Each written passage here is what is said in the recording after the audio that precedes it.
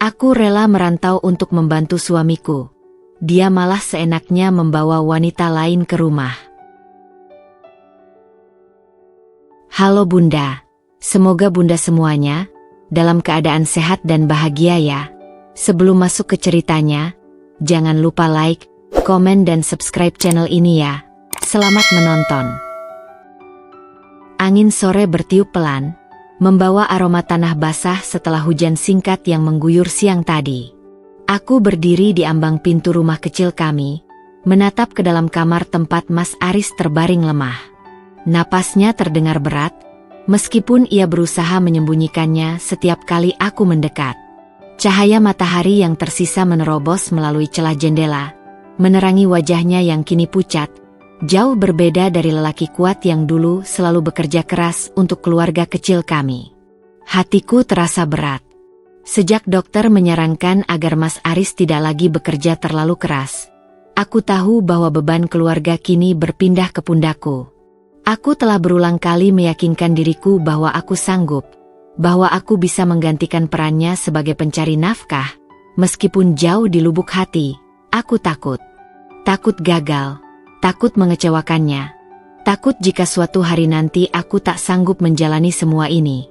Aku melangkah mendekatinya, duduk di tepi ranjang, dan menggenggam tangannya yang terasa lebih dingin dari biasanya. Aku akan bekerja keras. Mas, kau istirahat saja di rumah. Sembuhkan dirimu. Aku akan kirim uang setiap bulan, kataku pelan, berusaha terdengar tegar. Mas Aris menatapku dengan mata yang penuh kelelahan, tapi aku masih bisa melihat sedikit kilatan ketidaksetujuan di sana. Aku yang seharusnya bekerja. Cik, aku ini laki-laki. Bagaimana bisa aku diam di rumah sementara kamu yang mencari nafkah? Aku tersenyum pahit. Aku tahu ia tidak suka dengan keputusan ini, tapi kami tidak punya pilihan lain. Aku harus mengambil langkah ini, atau kami tidak akan bertahan. Aku membelai tangannya perlahan. Mas, ini hanya sementara. Aku yakin, nanti Mas pasti sembuh dan bisa bekerja lagi seperti biasa. Tapi untuk sekarang, izinkan aku mengambil alih, ya. Mas Aris terdiam. Ia menatap ke arah jendela, ke langit yang perlahan berubah jingga.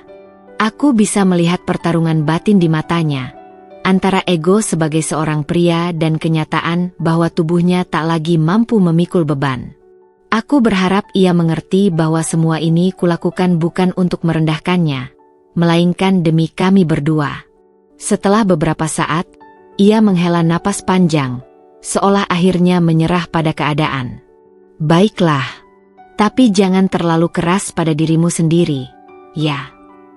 Aku mengangguk, meski di dalam hati, aku tahu tidak ada jaminan bahwa semua ini akan berjalan mudah. Malam itu, aku mulai membereskan barang-barangku, memasukkan pakaian dan beberapa dokumen penting ke dalam koper kecil. Aku tidak akan membawa banyak barang, hanya yang benar-benar diperlukan. Aku tahu, perjalanan ini akan sulit, tapi aku juga tahu aku harus kuat. Sebelum tidur, aku duduk di sisi tempat tidur, mengamati wajah Mas Aris yang tertidur dengan tenang. Aku ingin mengingat momen ini, momen di mana aku masih yakin bahwa semua pengorbananku akan sepadan. Bahwa suatu hari nanti, aku akan kembali ke rumah ini dengan senyum kemenangan, membawa kabar baik bahwa semuanya telah membaik.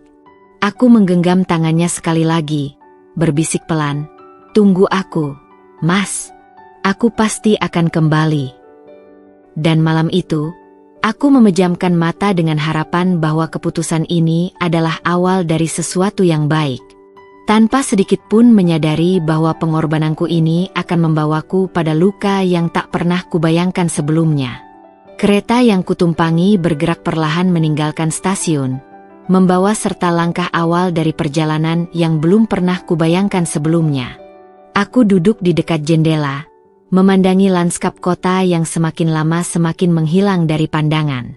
Rumah-rumah kecil, pepohonan rindang, dan jalanan yang biasa kulewati kini tampak menjauh, seperti simbol dari kehidupan lamaku yang kutinggalkan sementara. Aku menghela napas panjang, mencoba menenangkan gejolak perasaan di dadaku. Aku tidak pernah pergi sejauh ini sendirian. Sejak menikah dengan Mas Aris, aku selalu merasa hidupku berpusat di rumah kecil kami. Memasak, mencuci, menemaninya di malam-malam dingin, berbagi cerita tentang hari-hari yang kami lalui.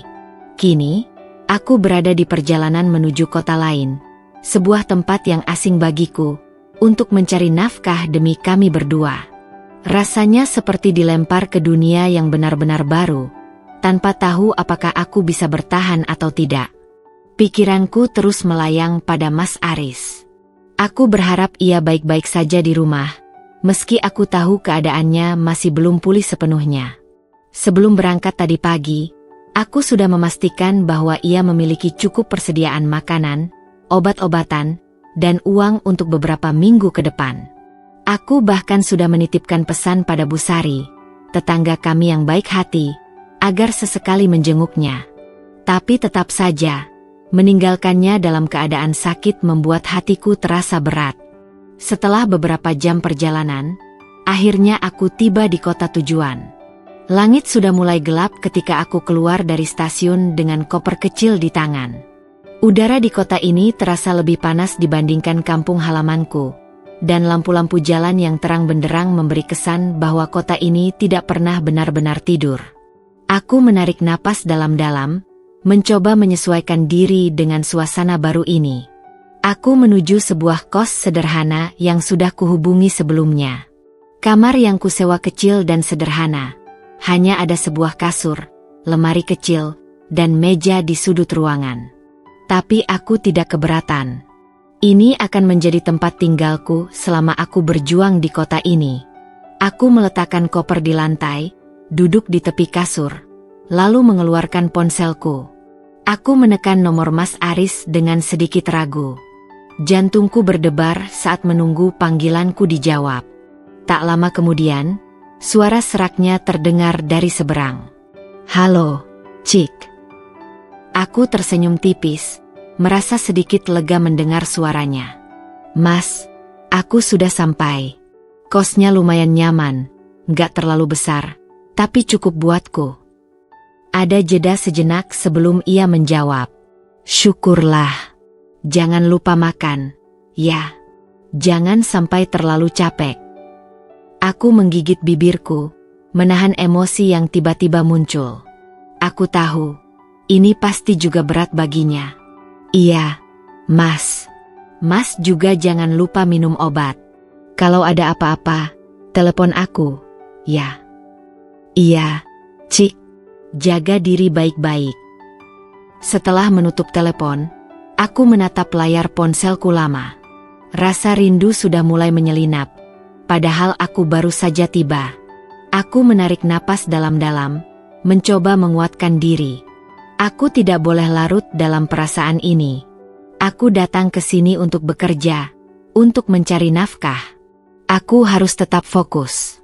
Keesokan paginya, aku berangkat ke kantor tempat aku akan bekerja sebagai sales. Kantor ini tidak terlalu besar, tapi cukup sibuk.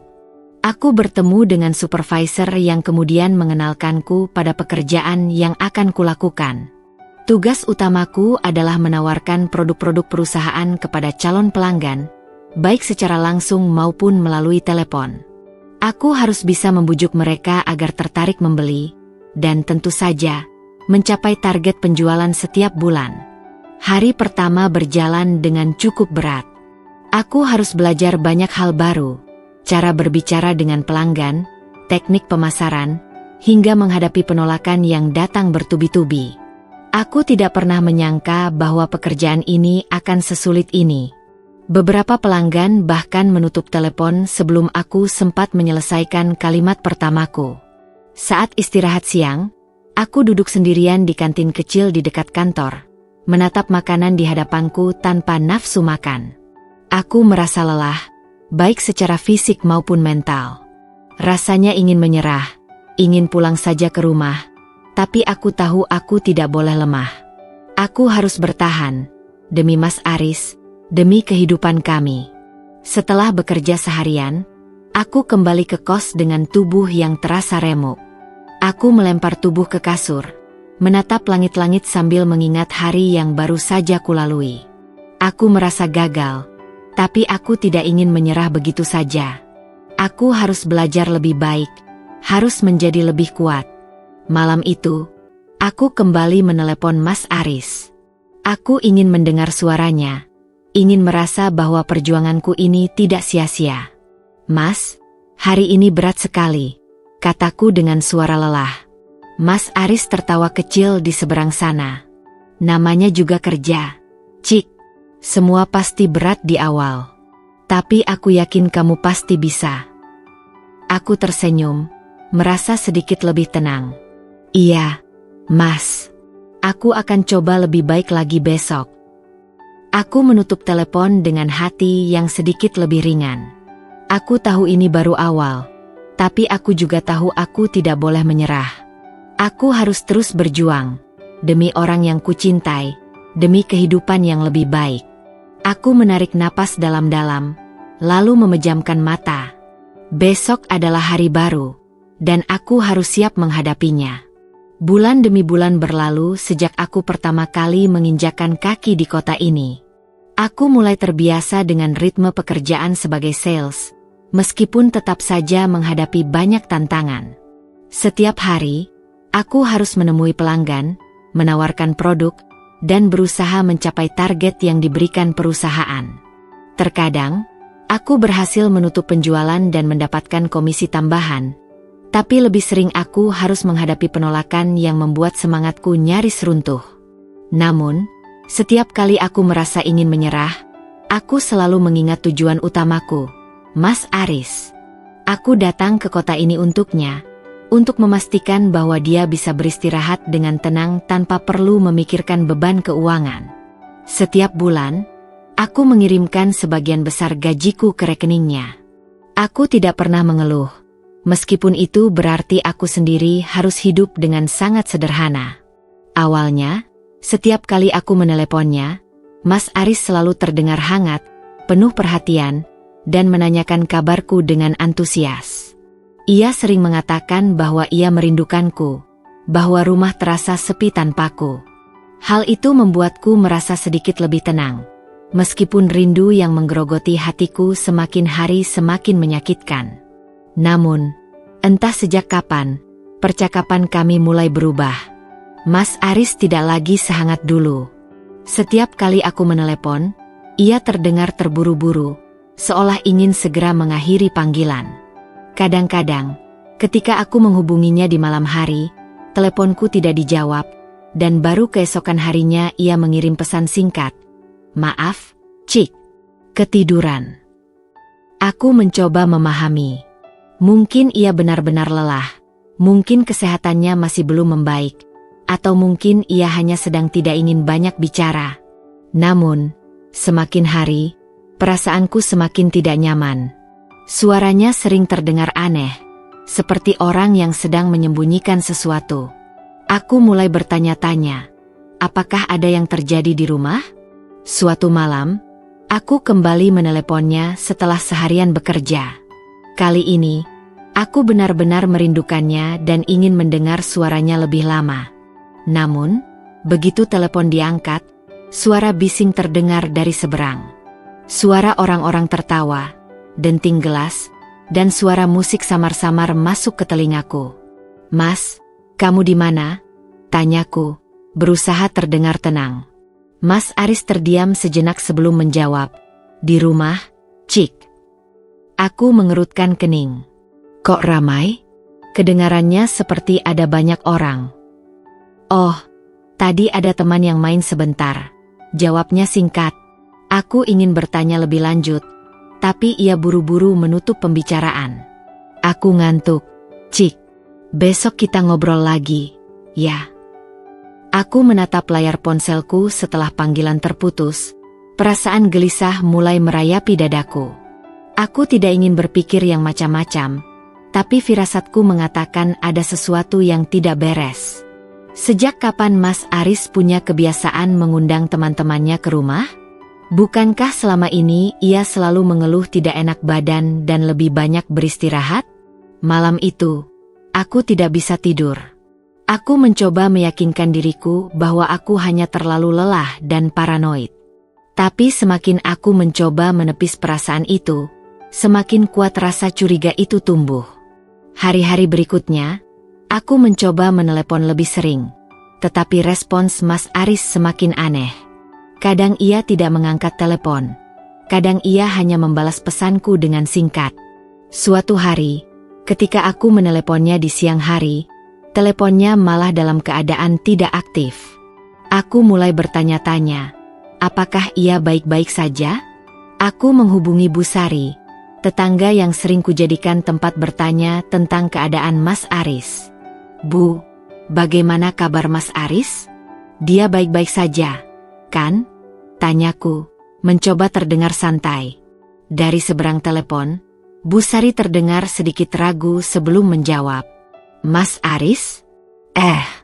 Iya, baik, kok. Tapi, dia sekarang sering keluar rumah. Loh. Hatiku mencelos. Sering keluar? Maksudnya bagaimana, Bu? Bu Sari terdiam sejenak sebelum melanjutkan. Ya, biasanya sore atau malam, dia pergi entah kemana. Kadang pulangnya larut malam. Saya pikir dia sudah sembuh dan bekerja lagi. Darahku berdesir. Sejak kapan Mas Aris bisa sering keluar malam? Bukankah ia seharusnya masih dalam masa pemulihan? Aku ingin bertanya lebih lanjut, tetapi entah kenapa aku merasa takut mendengar jawabannya. Setelah menutup telepon, aku terduduk diam di tempat tidur, mencoba memahami semua yang baru saja kudengar. Aku ingin percaya bahwa tidak ada yang berubah, bahwa Mas Aris masih setia menungguku seperti aku menunggunya. Tapi setiap petunjuk yang kutemukan justru membuat perasaan tidak enak itu semakin kuat. Aku mulai merasa ada sesuatu yang ia sembunyikan dariku. Dan aku tahu, cepat atau lambat, aku harus mencari tahu apa itu. Malam itu, aku duduk di tepi tempat tidur kos kecilku, memandangi layar ponsel dengan hati gelisah. Sudah beberapa hari terakhir, firasat buruk semakin menghantuiku. Mas Aris semakin jarang mengangkat telepon. Pesan-pesanku seringkali hanya dibalas dengan singkat, dan ada banyak tanda-tanda aneh yang tidak bisa lagi kuabaikan. Percakapan dengan Bu Sari beberapa waktu lalu terus terngiang di kepalaku. Tentang bagaimana Mas Aris kini sering keluar malam. Tentang perubahan sikapnya yang terasa begitu jauh. Aku mencoba membujuk diriku sendiri untuk tetap berpikir positif. Mungkin dia memang mulai membaik dan hanya ingin menikmati udara luar setelah sekian lama terbaring lemah. Mungkin dia memang sibuk dengan sesuatu yang tidak sempat diceritakan padaku. Tapi hati kecilku menolak untuk percaya. Ada sesuatu yang tidak beres, dan aku tidak bisa tinggal diam lebih lama. Tanpa berpikir panjang, aku segera membuka aplikasi perjalanan dan memesan tiket kereta untuk pulang ke rumah keesokan harinya. Aku tidak memberitahu Mas Aris, tidak juga memberitahu Bu Sari. Aku ingin melihat semuanya dengan mata kepalaku sendiri, tanpa memberi kesempatan bagi siapapun untuk bersiap atau menyembunyikan sesuatu. Malam itu aku tidak bisa tidur nyenyak. Berbagai skenario berkecamuk di pikiranku, mulai dari yang paling masuk akal hingga yang paling mengerikan. Aku berusaha menenangkan diri, meyakinkan diriku bahwa mungkin aku hanya terlalu lelah dan curiga tanpa alasan. Tapi entah kenapa, setiap kali aku mencoba berpikir positif, ada sesuatu di dalam hatiku yang berbisik bahwa aku harus bersiap menghadapi kenyataan pahit. Keesokan paginya, aku berangkat ke stasiun dengan koper kecil di tangan. Jantungku berdebar sepanjang perjalanan. Aku tidak tahu apa yang akan kutemukan begitu tiba di rumah, tapi aku tahu aku harus siap menghadapi apapun. Perjalanan dengan kereta terasa lebih lama dari biasanya. Aku terus memandangi pemandangan yang melintas di luar jendela, tapi pikiranku terlalu penuh dengan berbagai kemungkinan. Aku mencoba mengingat saat-saat bahagia bersama Mas Aris, mencoba mengembalikan keyakinanku bahwa dia adalah suami yang setia dan semua ini hanyalah kesalahpahaman. Tapi di saat yang sama, ada bagian dari diriku yang mempersiapkan diri untuk kemungkinan sebaliknya. Setibanya di stasiun, Aku segera naik ojek menuju rumah. Jalanan yang dulu terasa akrab kini terasa asing. Seolah-olah aku sudah pergi terlalu lama dan semuanya telah berubah. Aku mencoba menarik napas dalam-dalam, mencoba menenangkan gejolak di dadaku. Saat akhirnya aku tiba di depan rumah, aku berdiri di sana sejenak, menatap pintu kayu yang selama ini menjadi gerbang ke dalam kehidupan yang kubangun bersama Mas Aris. Rumah itu tampak sama seperti terakhir kali kutinggalkan, tapi ada sesuatu yang terasa berbeda, sesuatu yang tidak bisa kujelaskan dengan kata-kata. Dengan tangan gemetar, aku memasukkan kunci ke dalam lubangnya, memutarnya perlahan, dan mendorong pintu hingga terbuka. Suasana rumah sunyi, hanya terdengar suara detak jam di ruang tamu. Aku melangkah masuk dengan hati-hati, menahan napas saat mataku menyapu sekeliling ruangan. Di meja ruang tamu, ada 2 cangkir kopi yang masih tersisa sedikit isinya. Bantal di sofa tampak berantakan, seolah baru saja digunakan seseorang untuk bersandar atau mungkin berbaring. Tapi yang paling membuat dadaku mencelos adalah aroma parfum asing yang tercium samar di udara. Aroma yang tidak pernah kugunakan dan tidak pernah ada di rumah ini sebelumnya. Aku berjalan perlahan menuju kamar. Langkahku terasa berat seolah-olah setiap langkah membawa beban yang semakin menghimpit dadaku. Aku ingin percaya bahwa semua ini hanyalah kebetulan, bahwa tidak ada hal buruk yang terjadi. Tapi ketika aku membuka pintu kamar, aku langsung membeku di tempat. Di sana, di atas ranjang yang seharusnya hanya milik kami berdua, ada seorang perempuan yang tidak kukenal. Dia mengenakan baju tidurku, baju yang kubeli dengan susah payah dari gajiku sendiri, yang seharusnya hanya aku yang memakainya. Dan di sampingnya, duduk Mas Aris, tampak terkejut melihat kehadiranku yang tak terduga. Dunia seakan berhenti berputar. Aku tidak bisa berkata-kata, tidak bisa berpikir, tidak bisa memahami apa yang sedang kulihat. Jantungku berdetak kencang, napasku terasa sesak, dan untuk beberapa detik, aku berharap ini semua hanyalah mimpi buruk yang akan segera berakhir. Tapi tidak. Ini nyata. Aku masih berdiri di ambang pintu kamar. Tubuhku terasa kaku, seakan dunia di sekitarku mendadak membeku. Pemandangan di hadapanku terlalu sulit untuk dicerna oleh akal sehatku. Mas Aris, suamiku yang selama ini kucintai dan kupercayai, kini berdiri di samping seorang perempuan asing yang masih mengenakan baju tidurku. Wajahnya pucat, matanya membelalak seperti seseorang yang baru saja tertangkap basah melakukan kejahatan besar. Perempuan itu tampak sama terkejutnya denganku. Ia buru-buru menarik selimut untuk menutupi tubuhnya, seolah keberadaannya bisa disembunyikan begitu saja jika ia bersembunyi di balik kain tipis itu. Tapi tidak ada yang bisa disembunyikan lagi. Segala sesuatunya sudah terpampang jelas di hadapanku, tak terbantahkan. Aku mencoba menarik napas dalam-dalam, tetapi dadaku terasa begitu sesak. Hatiku berdegup kencang, dan aku merasa seperti seseorang yang baru saja ditikam tepat di jantungnya. Aku ingin berbicara, ingin mengeluarkan kata-kata dari mulutku, tetapi tidak ada suara yang keluar. Lidahku keluh, pikiranku kacau, dan tubuhku terasa mati rasa. "Jika aku bisa jelaskan," kata Mas Aris akhirnya, suaranya penuh kepanikan. Aku menatapnya, merasa jijik dengan keberanian yang ia miliki untuk berkata seperti itu. Jelaskan? Apalagi yang perlu dijelaskan? Apakah ia akan mengatakan bahwa ini hanyalah kesalahpahaman? Bahwa perempuan ini hanya seorang teman?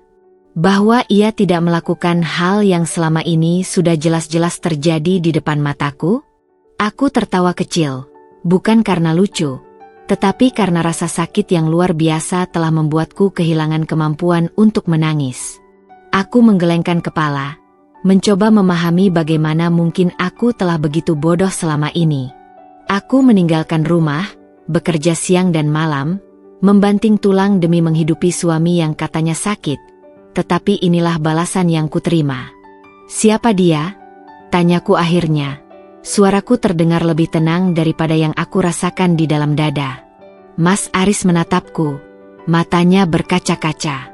Ia tampak seperti seseorang yang ingin sekali mencari alasan, tetapi tidak bisa menemukan satu pun yang masuk akal. Dia, katanya ragu-ragu. Perempuan itu menunduk. Wajahnya memerah entah karena malu atau ketakutan. Aku tidak peduli. Aku tidak ingin mendengar penjelasan dari siapapun. Aku hanya ingin pergi dari sini, menjauh sejauh mungkin dari pengkhianatan yang telah merobek hatiku. Aku melangkah mundur, berusaha menahan air mata yang mulai menggenang di pelupuk mataku. Aku tidak akan menangis di depan mereka. Aku tidak akan memberikan mereka kepuasan untuk melihat betapa hancurnya aku saat ini. Aku sudah mengorbankan segalanya untukmu, Mas, kataku lirih. Aku meninggalkan rumah ini, bekerja siang dan malam, menahan rindu, menanggung semua beban agar kau bisa beristirahat dan sembuh. Dan sekarang, ini yang kau lakukan. Mas Aris meraih tanganku, tetapi aku segera menariknya.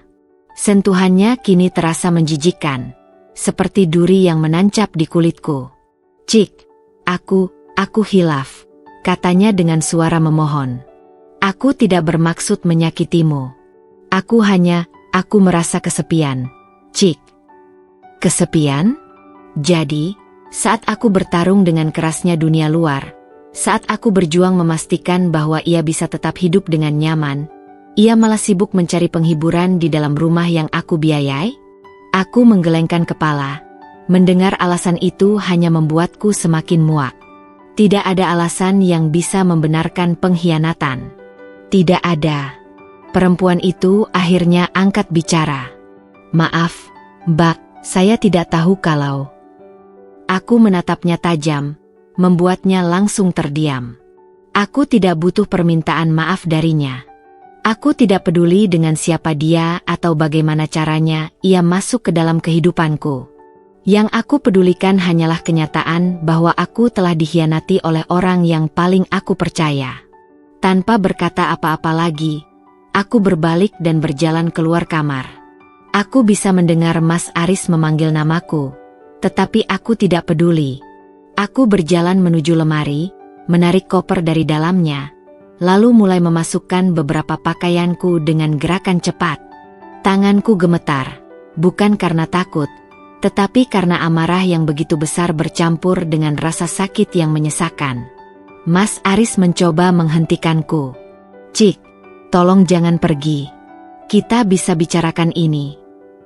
Aku menoleh padanya dengan tatapan tajam. Tidak ada yang perlu dibicarakan, Mas. Aku sudah melihat semuanya. Aku menutup koper dengan keras, menariknya menuju pintu. Tetapi sebelum aku keluar, aku menoleh sekali lagi. Gunakan uang yang sudah aku kirim selama ini untuk menyelesaikan semua ini, Mas. Jangan pernah menghubungiku lagi. Aku melangkah keluar, meninggalkan rumah yang dulu kuanggap sebagai tempat ternyaman. Kini, rumah itu hanyalah tempat penuh luka dan kebohongan. Aku berjalan tanpa tujuan di jalanan malam itu. Angin dingin menusuk kulitku, tetapi aku hampir tidak merasakannya. Aku telah kehilangan segalanya, kepercayaanku, harapanku, dan kehidupan yang selama ini aku bangun bersama Mas Aris. Tapi di tengah kehancuran ini, aku tahu satu hal. Aku masih memiliki diriku sendiri. Dan aku tidak akan membiarkan siapapun menyakitiku lagi. Aku berjalan menyusuri trotoar tanpa arah, menyeret koper kecilku di belakang. Langit malam tampak kelam, seolah ikut menanggung beban yang kurasakan di dada. Lampu-lampu jalan berpendar samar, tapi aku bahkan tidak peduli dengan apa yang ada di sekelilingku. Pikiranku penuh dengan tanya yang tak berjawab, dengan luka yang baru saja menganga lebar. Mengapa Mas Aris melakukan ini padaku? Apakah pengorbananku selama ini tidak ada artinya baginya? Bagaimana mungkin ia tega mengkhianati kepercayaan yang telah kuberikan sepenuhnya? Semua pertanyaan itu berputar-putar di kepalaku tanpa menemukan jawaban yang memuaskan. Aku berhenti sejenak di depan sebuah warung kopi kecil yang masih buka. Kakiku terasa lemah, seolah tak sanggup lagi melangkah lebih jauh. Aku masuk dan duduk di salah satu bangku di pojok ruangan. Seorang pelayan datang menghampiri, dan tanpa berpikir panjang, aku memesan segelas teh hangat. Aku butuh sesuatu untuk menenangkan gemuruh di dadaku. Saat menunggu pesananku datang, aku membuka ponsel dan menatap deretan pesan yang belum kubaca. Ada beberapa panggilan tak terjawab dari Mas Aris, dan aku tahu jika aku membukanya, aku hanya akan menemukan lebih banyak kebohongan dan alasan. Aku menekan tombol blokir tanpa ragu. Aku tidak mau mendengar apapun darinya lagi. Teh hangat yang kupesan akhirnya datang. Aku meniupnya perlahan sebelum menyeruputnya sedikit. Keheningan warung kopi membuat pikiranku sedikit lebih jernih. Aku mulai berpikir tentang apa yang harus kulakukan selanjutnya. Aku tidak bisa pulang ke rumah itu lagi, tidak setelah apa yang terjadi. Aku tidak bisa membayangkan tidur di ranjang yang sama, di tempat di mana pengkhianatan itu terjadi. Setelah beberapa saat berpikir, aku akhirnya menghubungi sahabatku, Rina. Butuh waktu beberapa dering sebelum ia menjawab teleponnya. "Cik? Ya ampun, kamu di mana?" Suara Rina terdengar khawatir. Aku menghela napas panjang sebelum menjawab, berusaha agar suaraku tidak bergetar. "Aku butuh tempat untuk menginap malam ini."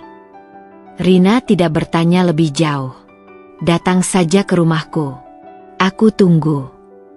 Aku merasa sedikit lega. Setidaknya, aku masih punya seseorang yang bisa kuandalkan. Setelah membayar teh yang bahkan tidak sempat kuminum sampai habis, aku bergegas mencari ojek online dan menuju rumah Rina. Setibanya di sana, Rina langsung membukakan pintu dan memelukku erat. Aku tidak bisa lagi menahan air mata yang sejak tadi kutahan. Aku menangis di bahunya, membiarkan semua kesedihan dan kekecewaan keluar. Setelah beberapa saat, ia membawaku masuk ke ruang tamu dan membiarkanku duduk di sofa. "Cerita dari awal," katanya lembut, sambil menyodorkan segelas air putih. Aku mengusap wajahku yang basah, berusaha mengumpulkan keberanian untuk menceritakan semuanya. Dengan suara gemetar, aku mulai berbicara, menjelaskan apa yang kulihat ketika aku pulang, bagaimana aku menemukan Mas Aris bersama perempuan lain, dan bagaimana aku langsung pergi tanpa memberi kesempatan baginya untuk menjelaskan. Rina mendengarkan dengan wajah penuh kemarahan dan rasa tidak percaya. "Laki-laki itu benar-benar keterlaluan," serunya marah. "Kamu sudah melakukan segalanya untuk dia, dan dia malah berkhianat? Dasar tidak tahu diri."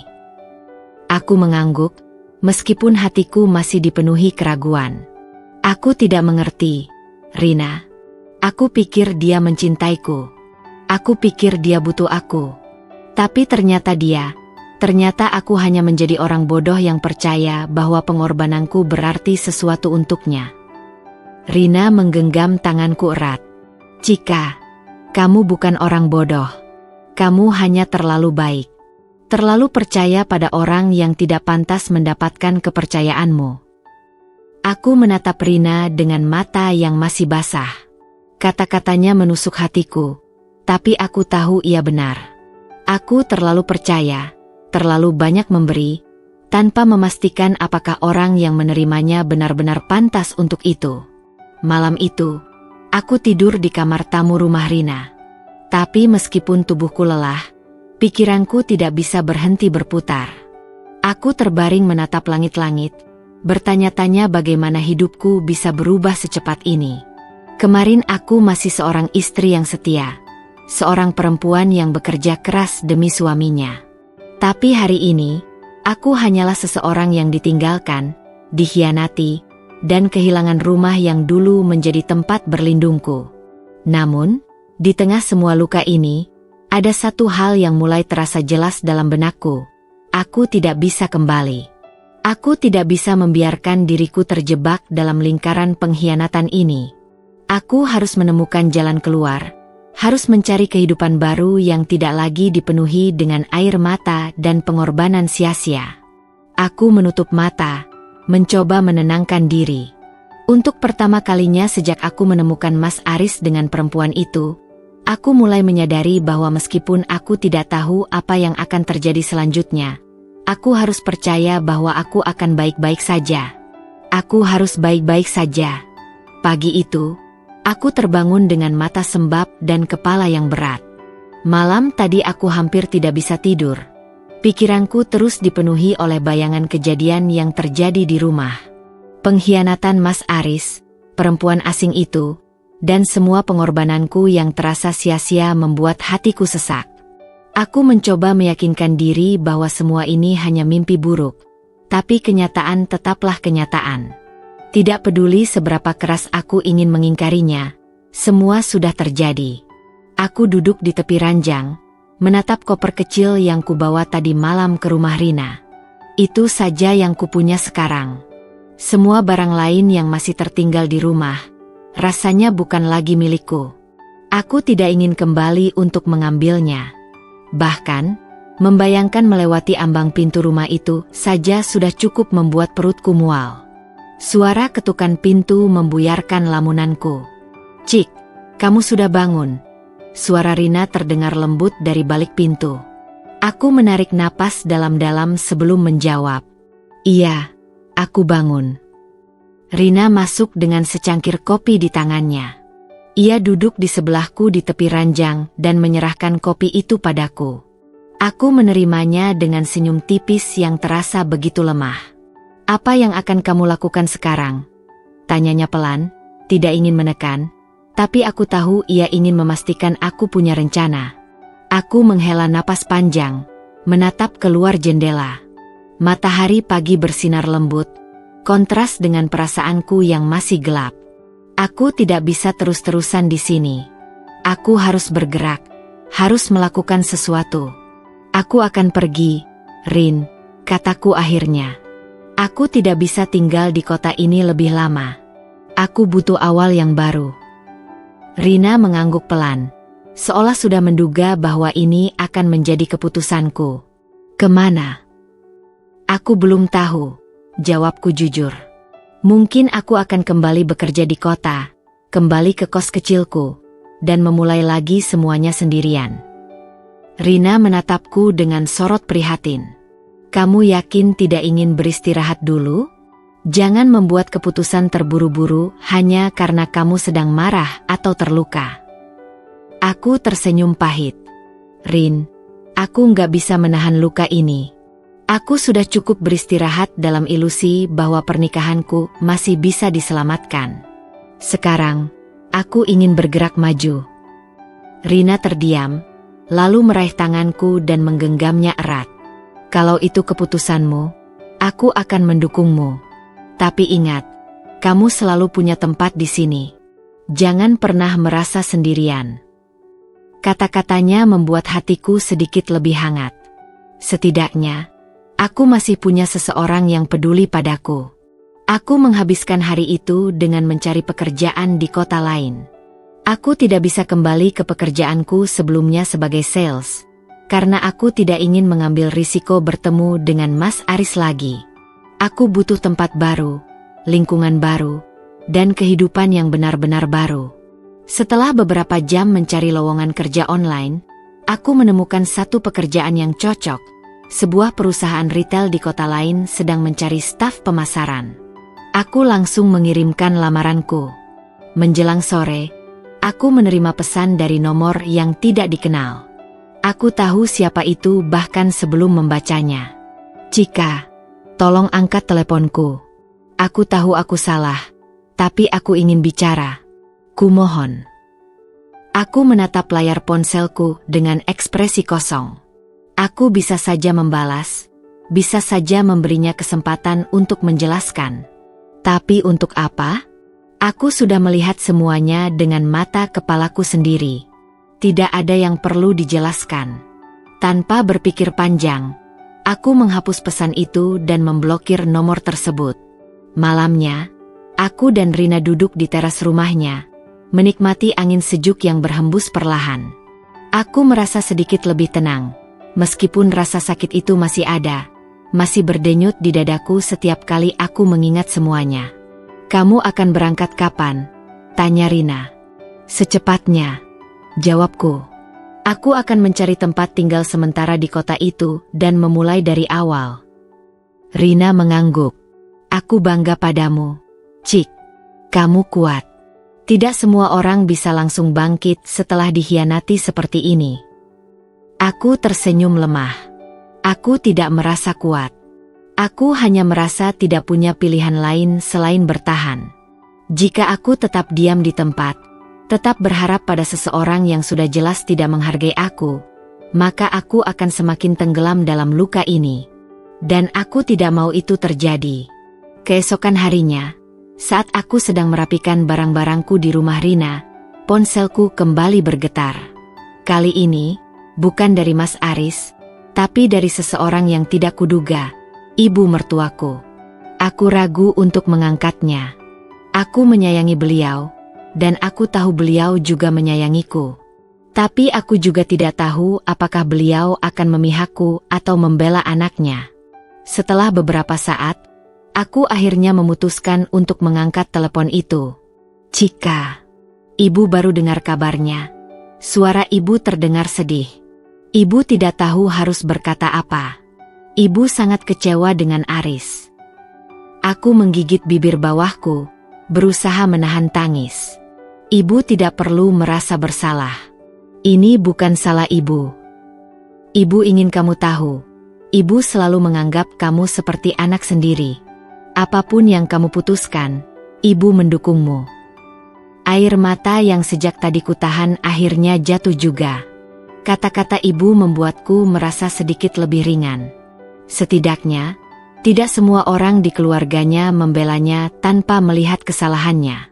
Terima kasih, Bu, kataku dengan suara bergetar. Kalau kamu butuh sesuatu, kapanpun, hubungi ibu, ya.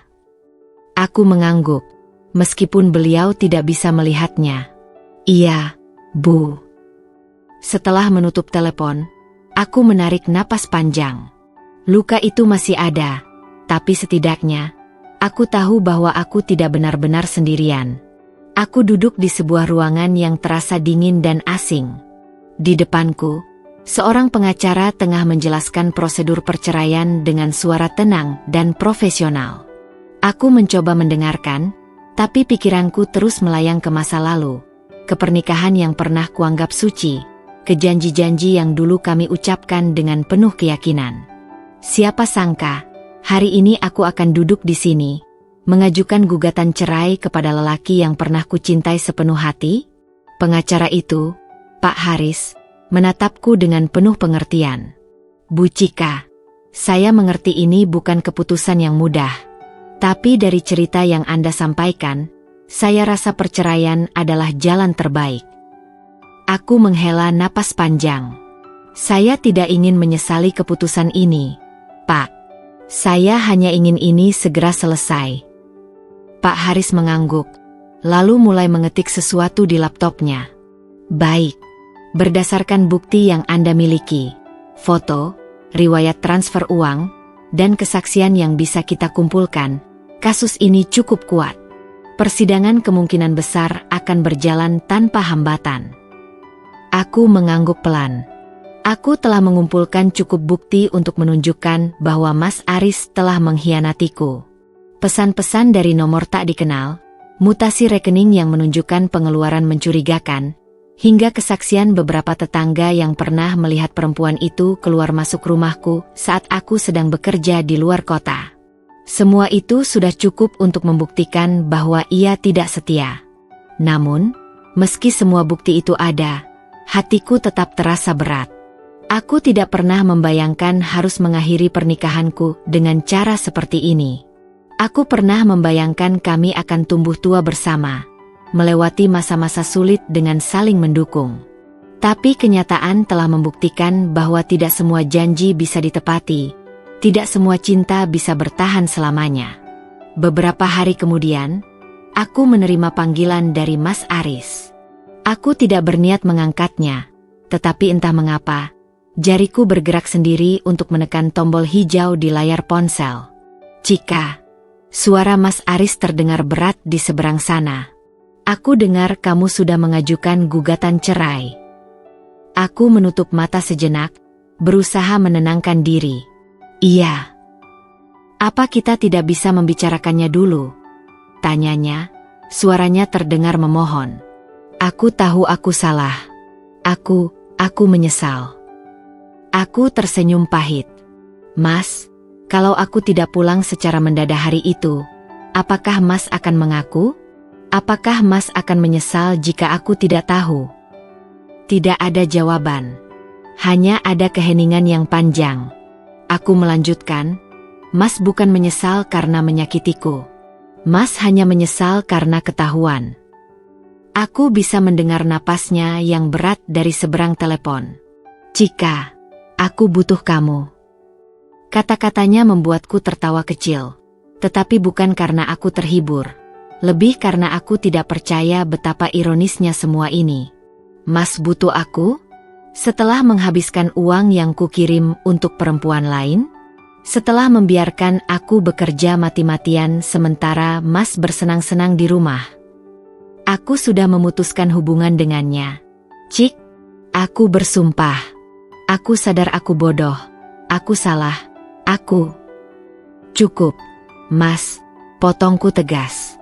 Aku sudah mengambil keputusan. Aku tidak akan mengubahnya.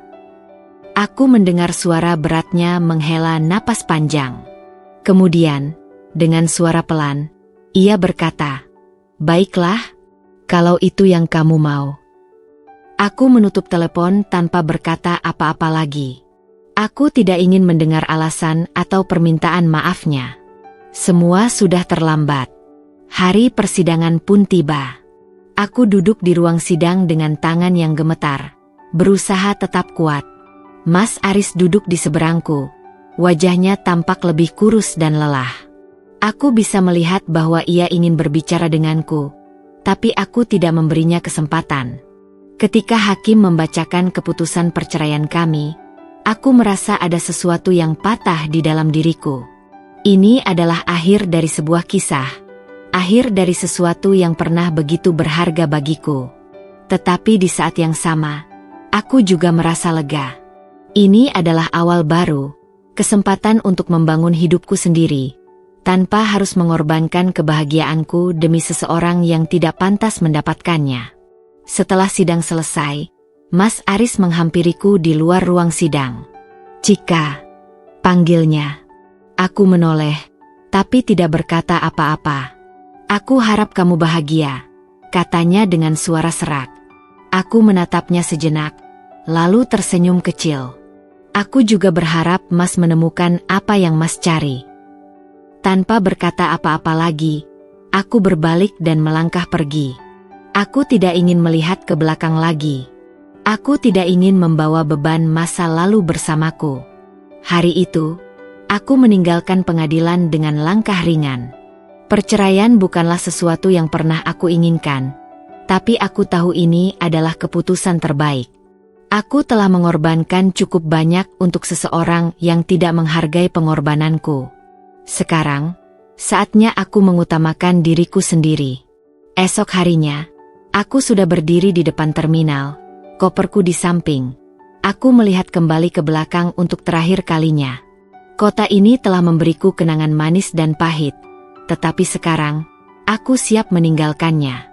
Aku melangkah naik ke bus, dan saat kendaraan mulai bergerak, aku menatap keluar jendela dengan perasaan campur aduk. Aku tidak tahu apa yang menunggu di depanku, tapi satu hal yang pasti, aku akan baik-baik saja. Aku akan menemukan kembali diriku sendiri. Dan aku tidak akan pernah lagi mengorbankan diriku untuk seseorang yang tidak layak mendapatkannya. Langit di kota tempatku bekerja ini terasa berbeda. Udara pagi yang segar menyapaku saat aku membuka jendela kos kecil yang kusewa. Dari jendela, aku bisa melihat jalanan yang mulai ramai. Orang-orang berlalu lalang dengan kehidupan mereka masing-masing. Aku menarik napas panjang, menikmati ketenangan yang sudah lama tidak kurasakan. Tidak ada lagi perasaan gelisah karena menunggu pesan dari Mas Aris.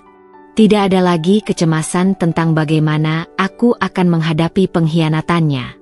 Aku sekarang benar-benar sendiri, dan anehnya, aku merasa lebih bebas dari sebelumnya. Kos ini jauh dari mewah. Hanya satu kamar tidur kecil dan dapur mungil-mungil di sudut ruangan. Tapi ini adalah tempatku, menemani masa payahku sendiri. Aku tidak perlu bergantung pada siapapun lagi. Setelah perceraian selesai, aku memastikan semua urusan hukum beres, lalu melanjutkan pekerjaan di perusahaan pemasaran di kota ini. Saat jam makan siang tiba, seorang rekan kerja bernama Raffi menghampiriku. "Cika, ayo makan siang bareng," katanya sambil tersenyum. Aku ragu sejenak, tapi kemudian mengangguk.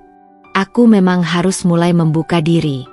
Kami berjalan ke kantin bersama beberapa rekan kerja lain, dan percakapan di meja makan terasa ringan dan menyenangkan. Minggu-minggu berlalu, dan perlahan aku mulai merasa lebih nyaman. Aku mulai terbiasa dengan pekerjaanku lagi, mulai menikmati percakapan santai dengan rekan-rekan kerja, dan bahkan mulai mengeksplorasi kota ini di akhir pekan. Namun, ada satu hal yang masih sulit kulakukan, percaya pada orang lain.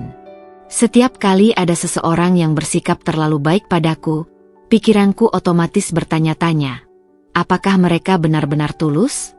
Apakah suatu hari nanti mereka akan berkhianat juga? Luka dari pengkhianatan Mas Aris masih ada, meskipun aku berusaha keras untuk tidak membiarkannya mengendalikan hidupku. Suatu malam, setelah seharian bekerja, aku pulang ke kos dan merebahkan diri di kasur. Aku menatap langit-langit, memikirkan perjalanan yang telah kulalui. Aku sudah jauh lebih baik dari saat aku pertama kali meninggalkan rumah itu. Aku sudah tidak menangis lagi setiap malam, tidak lagi terbangun dengan perasaan hampa. Tapi aku tahu, masih ada jalan panjang yang harus kutempuh. Satu hari, saat sedang membereskan berkas di kantor, ponselku bergetar. Aku melihat layarnya, dan hatiku mencelos. Nama yang muncul di layar adalah nomor yang sudah lama kublokir, Mas Aris. Aku tidak tahu bagaimana ia bisa menghubungiku lagi. Mungkin ia menggunakan nomor baru, atau mungkin ia meminta bantuan seseorang untuk menyampaikan pesannya. Aku ragu untuk mengangkatnya, tapi pada akhirnya aku hanya menatap ponsel itu bergetar, lalu membiarkannya berhenti sendiri. Tidak lama kemudian, sebuah pesan masuk. "Cika, aku tahu aku sudah menyakitimu. Aku hanya ingin tahu apakah kamu baik-baik saja." Aku menghapus pesan itu tanpa membalas. Aku tidak perlu menjawabnya. Dia tidak berhak tahu apakah aku baik-baik saja atau tidak. Yang jelas, aku akan baik-baik saja tanpa dia. Hari itu, setelah pulang kerja, aku sedang duduk di teras kos kecilku, menikmati udara sore sambil menyesap teh hangat. Kota ini perlahan mulai terasa seperti rumah, meski kadang aku masih merasa ada bagian dari diriku yang belum sepenuhnya pulih. Aku sudah berusaha untuk tidak memikirkan masa lalu, tetapi luka yang ditinggalkan Mas Aris tidak mudah hilang begitu saja. Saat aku sedang tenggelam dalam pikiranku sendiri, ponselku bergetar. Sebuah pesan masuk dari nomor tak dikenal. "Cika, ini aku, Bu Ratna, tetanggamu dulu. Kamu punya waktu sebentar? Ada sesuatu yang ingin kuceritakan." Aku mengernyit. Bu Ratna adalah salah satu tetangga baik hati yang tinggal tidak jauh dari rumah lamaku. Aku segera membalas pesannya, menanyakan apa yang terjadi. Tak lama kemudian, ponselku berdering. Aku mengangkatnya dengan sedikit ragu. "Halo, Bu Ratna." "Cika, nak, apa kabarmu sekarang? Maaf tiba-tiba menghubungi." Suaranya terdengar lembut, seperti seorang ibu yang mengkhawatirkan anaknya. "Saya baik, Bu. Ada apa ya?" tanyaku, penasaran. Bu Ratna menghela napas panjang sebelum melanjutkan.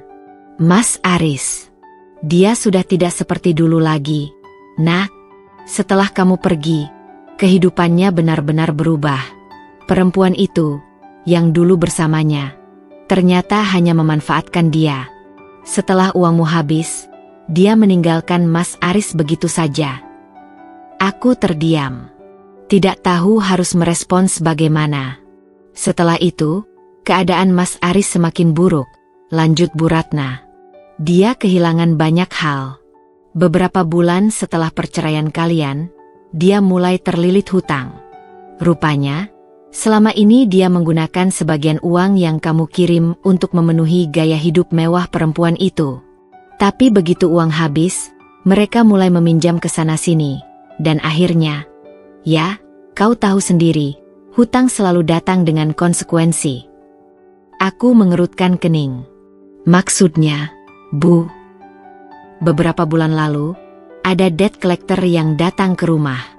Mereka menggedor pintu, menuntut pembayaran. Aku sampai kasihan melihat Mas Aris. Dia tidak punya siapa-siapa lagi. Orang tuanya pun tidak bisa membantunya. Aku dengar dia bahkan sempat diancam jika tidak segera melunasi hutangnya. Aku menelan ludah. Aku seharusnya tidak peduli. Aku seharusnya sudah menutup bab ini. Tapi mendengar kabar ini tetap membuatku merasa aneh. Bukan bahagia, bukan sedih, hanya hampa. Lalu sekarang bagaimana keadaannya? Tanyaku pelan. Dia masih tinggal di rumah itu, tapi keadaannya mengenaskan. Tidak ada lagi suara tawa seperti dulu. Rumah itu sekarang sunyi dan berantakan. Cika, aku tahu dia telah menyakitimu, tapi saat ini dia benar-benar jatuh. Aku hanya ingin kamu tahu. Aku mengangguk, meskipun Bu Ratna tidak bisa melihatnya. Terima kasih sudah memberitahu, Bu. Tapi saya rasa, tidak ada lagi yang bisa saya lakukan. Bu Ratna terdiam sesaat, lalu berkata, aku mengerti, Nak. Yang penting, kamu sudah bahagia sekarang. Itu yang paling penting. Kami mengakhiri panggilan, dan aku meletakkan ponselku di meja. Aku memejamkan mata sejenak, mencoba memproses semua yang baru saja kudengar. Jadi, inilah akhirnya untuk Mas Aris. Dulu, aku pernah menangis setiap malam karena dia. Aku pernah bekerja mati-matian demi memastikan dia baik-baik saja, hanya untuk dikhianati pada akhirnya. Dan sekarang, karma telah bekerja dengan caranya sendiri. Aku menarik napas panjang, lalu menatap langit yang mulai berubah warna. Aku tidak akan membiarkan masa lalu mengusikku lagi. Aku telah berjalan terlalu jauh untuk menoleh ke belakang. Apapun yang terjadi pada Mas Aris sekarang, itu bukan lagi urusanku. Malam itu, setelah mendapat kabar dari Bu Ratna, aku duduk diam di balkon apartemenku, menatap kerlip lampu kota yang berpendar di kejauhan. Hatiku terasa kosong, bukan karena aku masih menginginkan Mas Aris dalam hidupku, tetapi karena aku tak pernah menyangka bahwa akhirnya akan seperti ini. Dulu, aku begitu mencintainya, begitu percaya bahwa pernikahan kami akan bertahan melewati badai apapun. Namun, pengkhianatannya telah merenggut semua keyakinan itu, meninggalkanku dengan luka yang kupikir tak akan pernah sembuh. Tapi nyatanya, aku masih di sini. Aku masih berdiri tegak, bahkan setelah semua yang kulalui. Aku tidak lagi menangis karena dia. Tidak lagi merasa hancur seperti dulu. Dan sekarang, dialah yang mengalami apa yang pernah aku rasakan. Ditinggalkan, dikhianati, kehilangan segalanya. Ponselku tiba-tiba bergetar, menginterupsi lamunanku. Aku ragu sejenak, tapi akhirnya mengangkatnya. Cika. Suaranya lemah, hampir tak kukenali. Aku terdiam. Seketika, dadaku terasa sesak.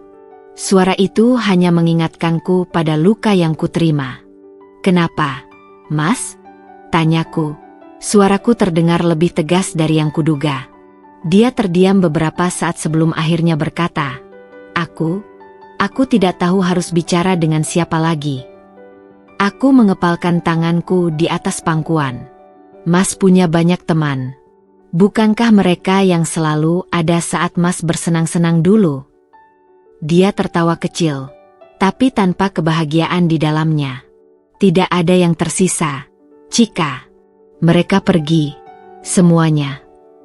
Aku tidak tahu apakah aku harus merasa kasihan atau tidak. Aku ingin mengatakan bahwa itu adalah konsekuensi dari keputusannya sendiri, tetapi aku tetap diam, membiarkannya melanjutkan. Perempuan itu, dia meninggalkanku begitu saja setelah uang habis. Aku bodoh, Chika. Aku terlalu terlena dengan semua yang dia berikan. Aku pikir aku bahagia, tapi ternyata semuanya hanya sementara. Aku menghela napas panjang. Mas tidak perlu mengatakan ini padaku. Kita sudah selesai. Aku tahu. Suaranya semakin lirih. Aku tidak bisa mengubah apa yang terjadi, lanjutnya. Tapi aku menyesal, Chika. Aku menyesal telah menyia-nyiakanmu. Aku menyesal telah menghancurkan sesuatu yang seharusnya kujaga dengan segenap hati. Aku menutup mata, mencoba menenangkan diri. Mas, aku sudah belajar banyak dari semua ini. Salah satu pelajaran terpenting adalah, aku tidak bisa terus-menerus menoleh ke belakang. Aku harus melangkah maju. Tapi, tidak ada tapi, Mas. Aku menggeleng, meski dia tak bisa melihatnya. Aku sudah memaafkan Mas, bukan untuk Mas, tapi untuk diriku sendiri. Aku tidak mau menyimpan dendam, karena itu hanya akan membuatku terjebak di masa lalu. Dia terdiam, lalu akhirnya berkata, aku mengerti. Ada jeda panjang sebelum aku berkata, aku harap Mas bisa belajar dari semua ini. Aku harap Mas bisa menemukan jalan untuk memperbaiki hidup Mas. Aku mendengar helaan napas panjang dari seberang. Terima kasih, Chika. Untuk segalanya. Aku tidak menjawab. Aku hanya menutup telepon dan meletakkan ponsel di atas meja. Aku tidak ingin menangis, dan aku tidak akan menangis. Aku menatap ke langit malam yang bertabur bintang. Aku tahu, ini adalah momen di mana aku benar-benar bisa melepaskan semuanya. Masa lalu sudah berlalu. Luka-luka itu mungkin akan meninggalkan bekas. Tapi aku tidak akan membiarkannya mendikte hidupku lagi. Pagi itu, aku terbangun dengan perasaan yang berbeda. Tidak ada lagi beban di dadaku. Tidak ada lagi bayangan masa lalu yang menghantuiku setiap kali aku membuka mata.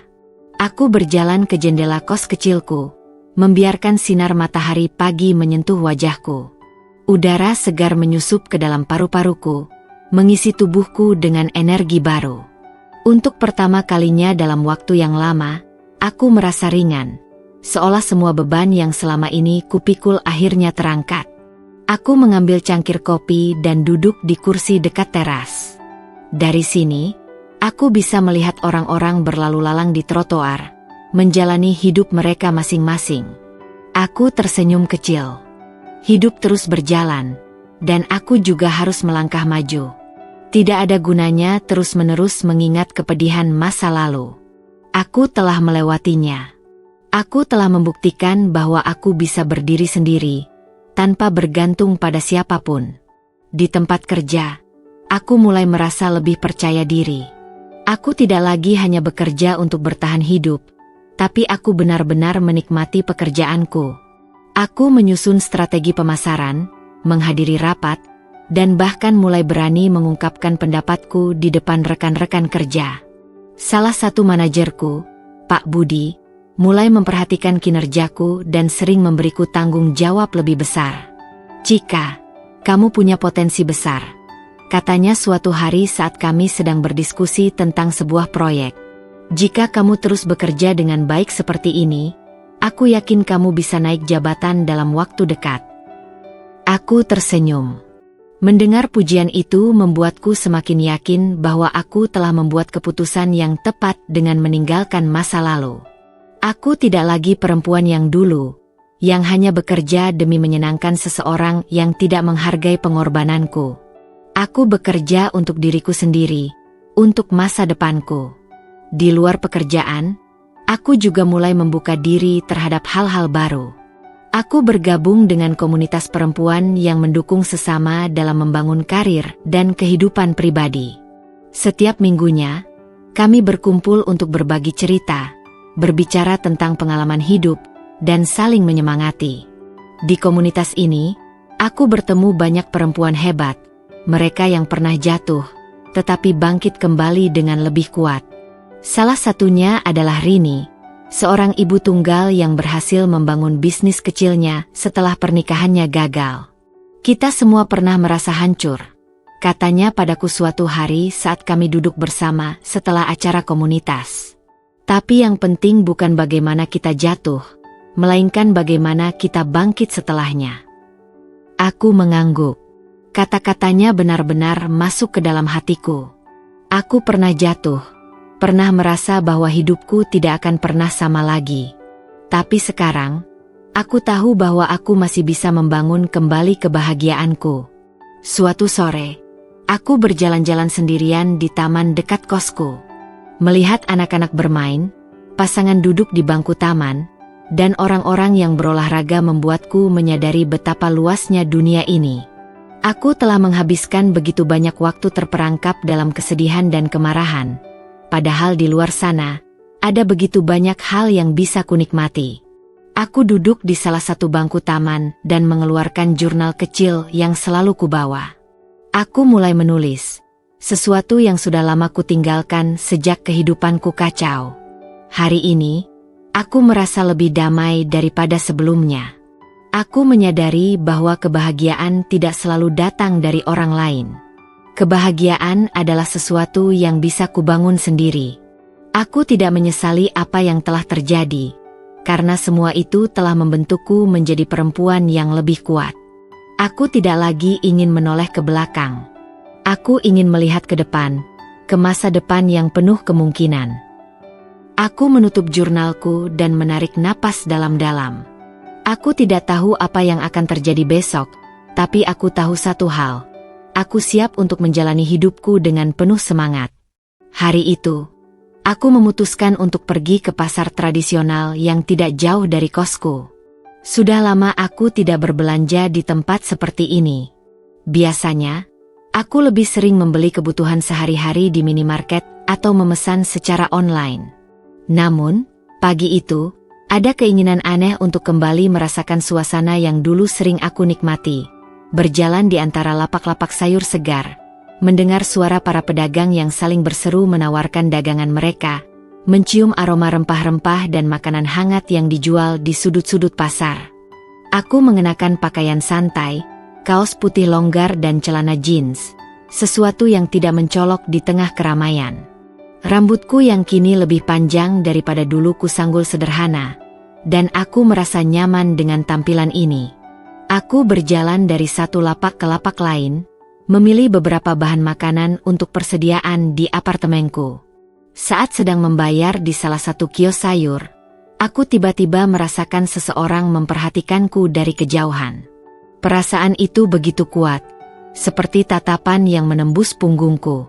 Aku mencoba mengabaikannya, tetapi entah kenapa aku merasa gelisah. Ketika aku menoleh, jantungku hampir berhenti berdetak.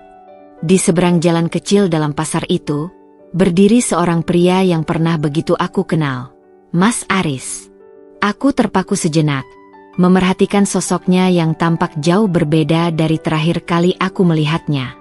Tubuhnya terlihat lebih kurus, wajahnya lebih tirus, dan lingkaran hitam di bawah matanya membuatnya tampak lebih tua dari usianya. Pakaiannya lusuh, tidak seperti dulu ketika dia selalu tampil rapi dan percaya diri. Dia terlihat seperti seseorang yang telah kehilangan banyak hal dalam hidupnya. Matanya bertemu dengan mataku. Sesaat, ada keheningan di antara kami, meskipun pasar tetap ramai dengan suara orang-orang yang lalu lalang. Waktu seakan melambat. Aku bisa melihat keterkejutan di wajahnya, diikuti oleh ekspresi yang sulit diartikan, campuran rasa bersalah, rindu, dan mungkin penyesalan. Aku tidak tahu harus bagaimana. Bagian dari diriku ingin segera pergi, menghindari konfrontasi yang tidak perlu. Namun, di sisi lain, aku merasa ini adalah ujian terakhir yang harus aku lewati sebelum benar-benar bisa menutup bab ini dalam hidupku. Dengan tenang, aku mengambil kantong belanjaanku dan mulai berjalan melewatinya, seolah dia hanyalah orang asing di antara kerumunan. Namun, Tepat ketika aku hendak melewatinya, dia memanggil namaku dengan suara lirih. Cika. Aku berhenti, tapi tidak langsung menoleh. Aku menunggu, mencoba menenangkan detak jantungku yang tiba-tiba berdegup lebih cepat. Apa kabar? Tanyanya pelan. Suaranya terdengar ragu-ragu. Aku menghembuskan napas sebelum akhirnya menatapnya. Aku baik. Dia mengangguk pelan, seperti tidak tahu harus berkata apa lagi. Aku bisa melihat banyak hal yang ingin ia ucapkan, tapi sepertinya lidahnya terasa keluh. Dia mencoba berbicara, tetapi kemudian menggeleng, seolah apapun yang ingin dikatakannya terasa sia-sia.